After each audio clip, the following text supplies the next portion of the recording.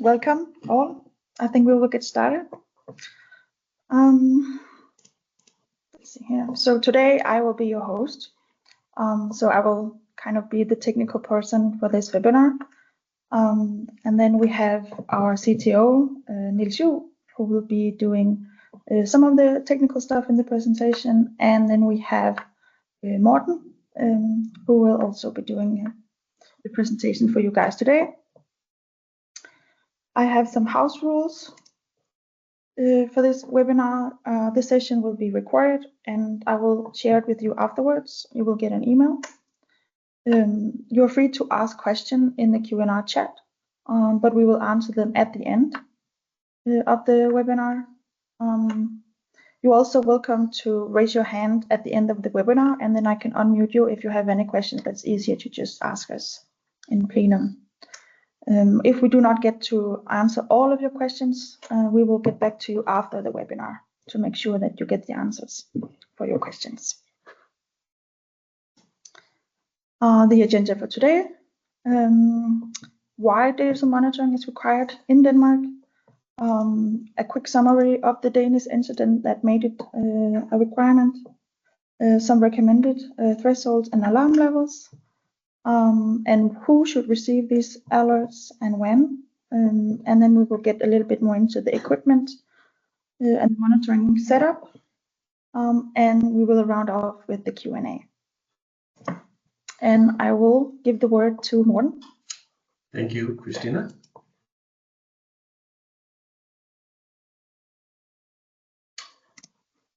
Following an incident in Viby Sjælland in Denmark in February of 2023, Banedanmark decided to tighten the requirements for drilling activities beneath active railway tracks. The key change is this: whenever train operations continue above a drilling site, real-time digital monitoring is now required when drilling is above a certain diameter. And this reflects a broader shift in mindset. We now know that track geometry can change much faster than previously assumed, especially when drilling fluid interacts with the substructure. Digital monitoring is not about adding complexity, it's about giving infrastructure owners, consultants and contractors the assurance that train traffic remains safe with clear visibility of track behavior minute by minute. So let me take you a little deeper into the background for these new requirements, because the incident that triggered the change illustrates very clearly why real-time insight is necessary. The Viby Sjælland incident demonstrated how quickly that drilling-related disturbances can affect the track structure. A passing train encountered a section of track where the rail had lifted significantly due to a blow-up from the drilling path. I can show it here and here. The important learning from is that this movement happened very quickly and was only discovered after the train had passed. And this highlighted two critical needs: to detect geometry deviations the moment they begin, not after they have created a safety risk. Ensure monitoring operates consistently throughout the day, regardless of shift changes. So all in all, this event showed the industry that relying solely on manual checks or periodic supervision is no longer sufficient when operations continue above an active drilling area and when drilling of a certain diameter.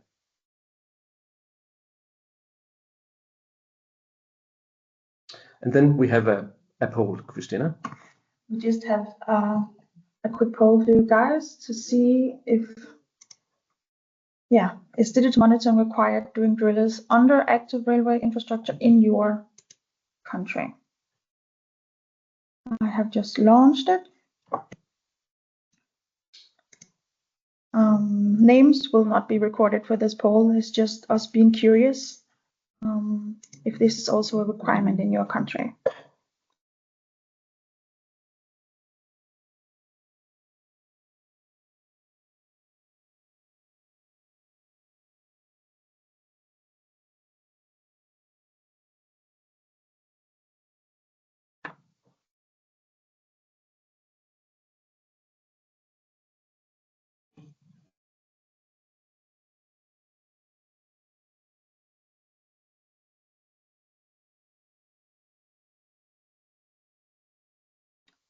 I think we will just give it a little bit more time.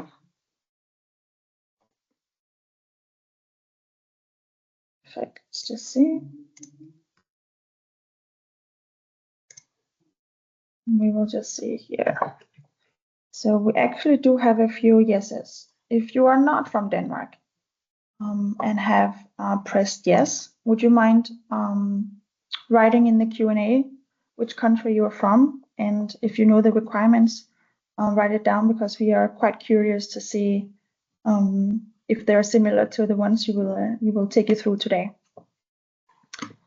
But yeah, I will give the word back to Morten.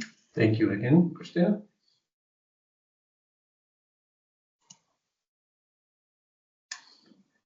To meet these new requirements, several elements have become essential in a modern monitoring setup. In fact, we need continuous measurements of the track's geometry, especially cant, twist, and horizontal level. These indicators reveal early instability and allow timely intervention. We also need clear alarm thresholds that translate directly into operational actions. When do we have to slow down trains? When do we stop drilling? And who's responsible for responding to that? Infrastructure owners increasingly expect full documentation before, during, and after the drilling. This supports both safety and compliance and protects the contractor if questions arise later. So, in short, a reliable, transparent, and easy to integrate digital monitoring flow is now considered part of delivering a safe drilling project. So once the monitoring framework is in place, the next step is defining clear and actionable alarm levels that directly support safe and uninterrupted train operations.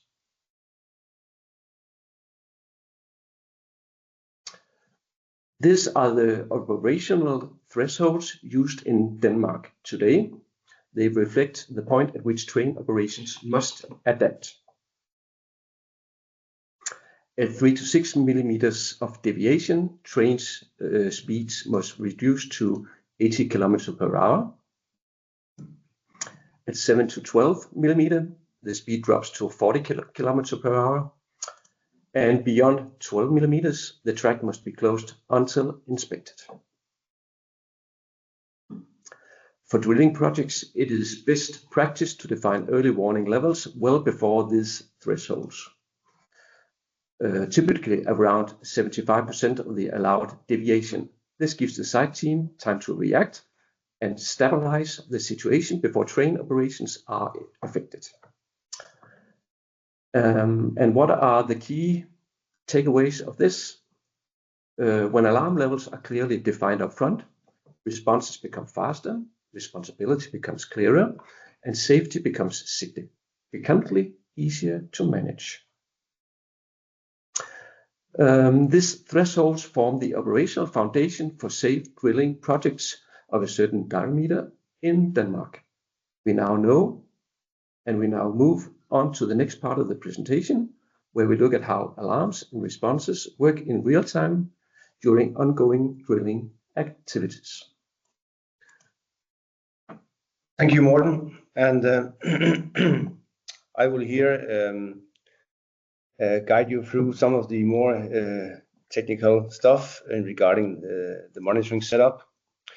In line with the previous slide, you here see data from a real project. The drilling is here at the center point, which is the 0. And then we have, according to the requirement, 15 meters on both sides to monitor the stability of the track. In this case, the monitoring period here is approximately 4 weeks, and there was no change in the train speed in this case, and there was also no alerts for this project. So now we continue to talk about different kinds of alerts that can be set up in systems. And the overall thing here is that sensors that are placed in the track, sorry, sometimes have built-in intelligence that are able to detect things and then transmit immediately afterwards. But the monitoring software remains essential here because it provides the capability to do the analysis, the trends, and also to detect anomalies and issue the different alerts.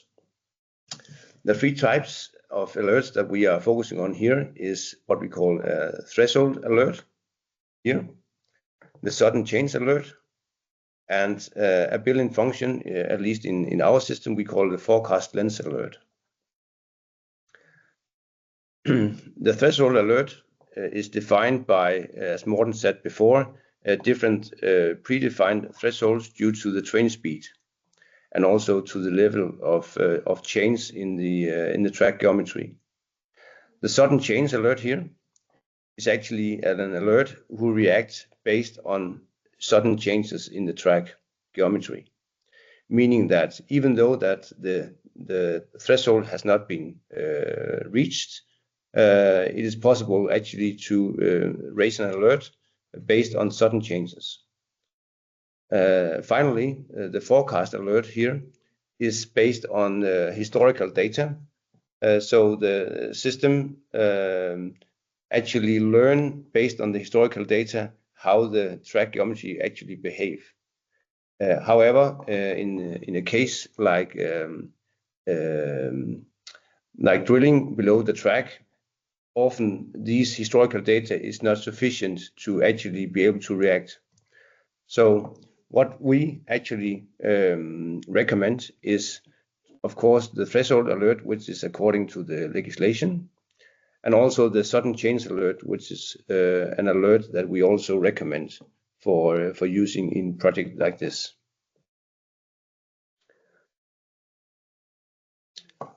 So when the alert is sent and the system is actually automatically register that somebody needs to be notified, it is important to have also who is actually the receiver of these notification and who is only having the alerts as information. So the mandatory recipients is of course the on-site safeguard, who is actually inspecting the track during the drilling. And because these drilling can occur over a long time and also on different shifts, it is possible in systems to actually also have a kind of a notification schedules. So you can define who will receive the alarm when. And also as the secondary recipients could be the project owner and also the contractor who, as an information of what is ongoing on the site, could also receive the alerts. Finally, after the project is ending, somebody needs to have the full documentation of the entire project, and systems, the digitalized systems can provide these automatically by sending the PDF with the full documentation of the entire project to the project owner and also sometimes to consultants who have defined the requirements for the entire project. So to get an overview of the entire data sampling, we start here saying that we have the project start, which is typically defined by the contractor, consultant, and also the safeguard. And before, 2 days before, the installation is done. So that is where the sensors are installed. The track is also being monitored manually by a monitoring trolley or measurement trolley. So this is defined as the initial measurement.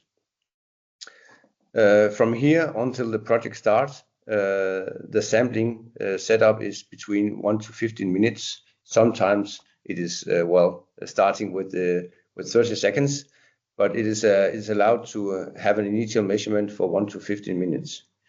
During the drilling period, it is important to have a quite high frequent update. So here the requirement is 30 seconds for every sample. So here it is possible to identify very precisely if there are any deviations in the track geometry, both in the cant, the twist, and also the horizontal displacement. So this period here can vary for maybe 1 week until several weeks, depending on, of course, the project length, if there are any interruptions during the drilling and the project. So this is I would say a elastic timeline here. When the drilling is stopped, it is required to monitor 7 days afterwards to make sure that the track remain stable, and here it is possible to also slow down the speed of the sampling. However, it's of course also possible to remain the fast frequent update. After the 7th day, the manually monitoring trolley is again making a final measurement. So we have an initial measurement and a final measurement, and these should of course also comply to the digitalized monitoring setup. So this is the overall setup and for the digitalized monitoring period. Seeing from a hardware perspective, as shown before, we have the sensor of the drilling.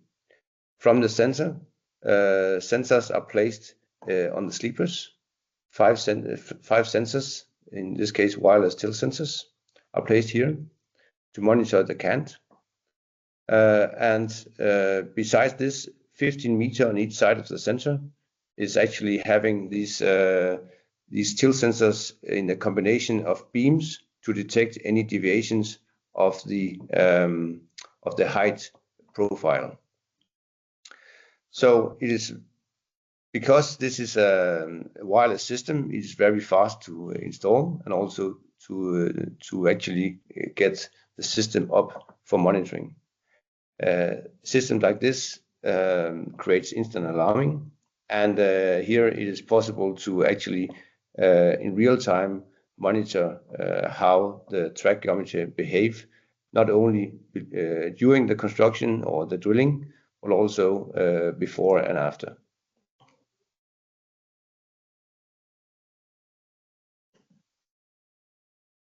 So turning this drawing before into a real picture, this is a real picture from a project that we have been involved with.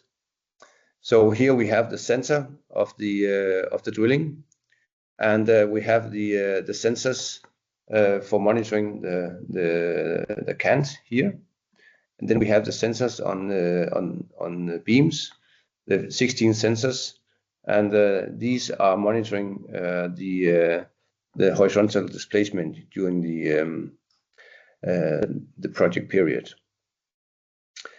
And by this, I only have one slide left for another overview. So besides the detailed data shown before on the slides, it's also possible to have an overview of the entire monitoring situation. In this case, this is 3 tracks where they are being monitored with a 30-second interval, and there's a huge pipe that was actually drilled below the track, these 3 tracks. So this is another way of having the same view, but it's possible here to get an overview if there's any alerts for such a project. And by that, I will hand over the word to Christina for the final call. Right. Thank you, Niels. So this poll, we're just curious to see if, regardless of there being any requirements of doing digital monitoring when you're doing drilling in your country, if you are actually already using some kind of digital monitoring. I will launch the poll. There you go. And again, if your answer is yes, you're curious to see which country you're from and what kind of digital monitoring you're doing. And again, as before, and if you didn't get the chance to write it before, then in the Q&A chat at the top of the Teams meeting, please write your country and the explanation for any requirements that you already have in this field, or what kind of digital monitoring you are doing. And then, of course, we will share it in plenum with the rest, if you would be so kind.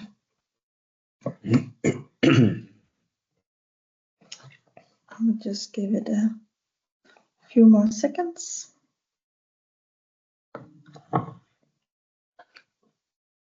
See.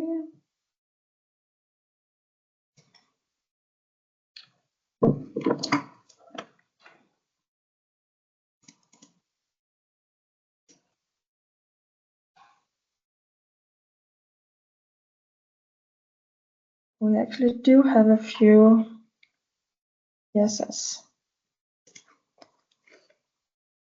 Let's see. Well, so far,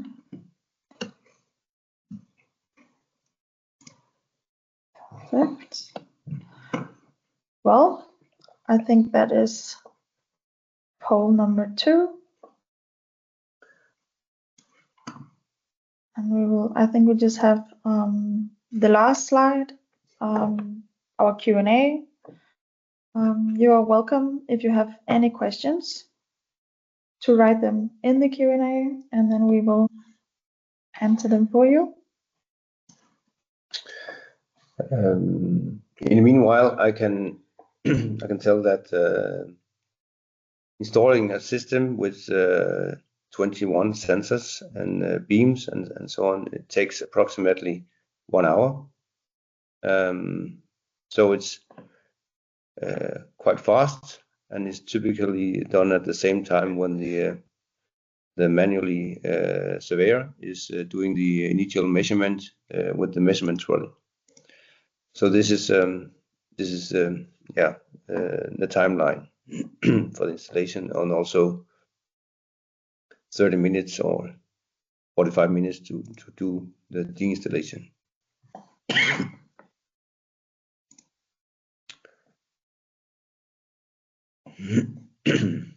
Doesn't seem like there are any questions. As I mentioned in the beginning, you're also more than welcome to raise your hand, and then I will unmute you if it's easier for you to ask your question that way.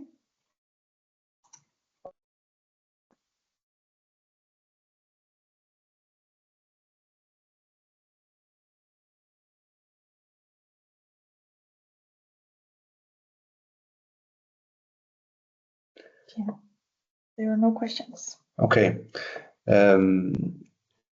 As maybe a final comment here,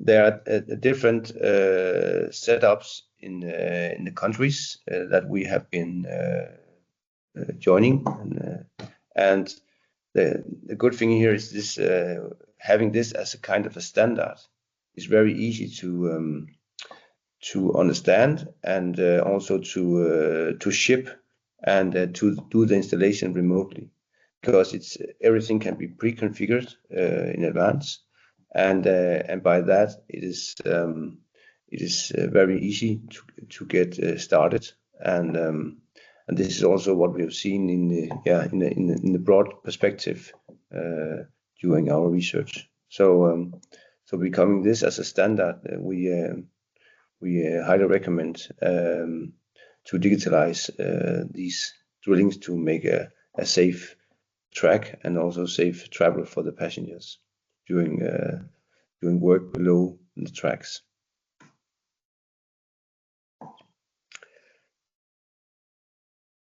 Yeah, I haven't received any questions, but you're more than welcome to send us an email if you have any questions after this webinar.